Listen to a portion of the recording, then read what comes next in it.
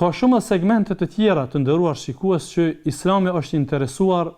që të sjellë barazinë mes këtyre dy krijesave, mes këtyre dy gjinive,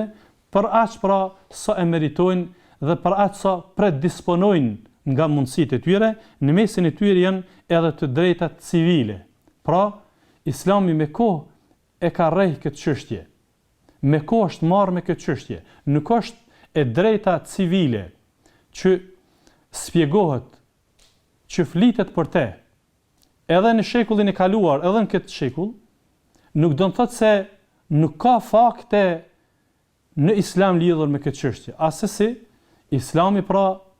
me kohë, sikur që i ka spjeguar çështje të tjera, edhe këtë çështje e ka spjeguar në mënyrë koncize, duke sjell fakte brillante për të vërtetuar se femra është pjesë e dinitetshme e familjes, e shoqërisë me të drejta të barabarta që ta gëzon jetën njësoj sikurse edhe mashkulli. Prandaj, femra edhe para martesës ka qenë personi pavarur nga kryefamiljari, që i bie se sipas koncepteve islame, pra po flasim që nga koha e shpalljes së fundit, femra edhe para se të martohet, duke qenë bi ose vajzë,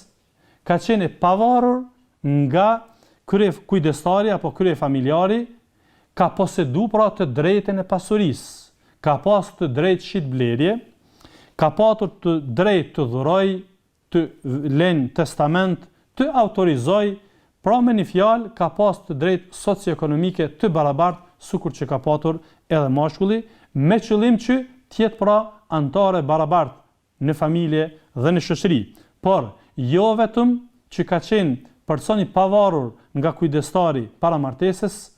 këtë të drejtë Islami ja ka dhënë gruas, vajzës, femrës edhe mbas martesës. Sipas principeve islame, gruaja edhe kur të martohet, pra si bashkëshorte, është personi pavarur ekonomikisht nga burri, që i bie se atë pasuri personale që e ka femra, ka të drejtë ta funksionalizoj në mënyrën më të mirë, pra natyrisht, sipas koncepteve islame, sipas ligjeve islame, pra është e drejtë ekskluzive saj që nuk ka të drejtë t'ja keq përdor bashkëshorti, çfarëdo lloj pasurie që predisponon ajo, qoftë që ka të trashëguar nga babai i saj, qoftë që e ka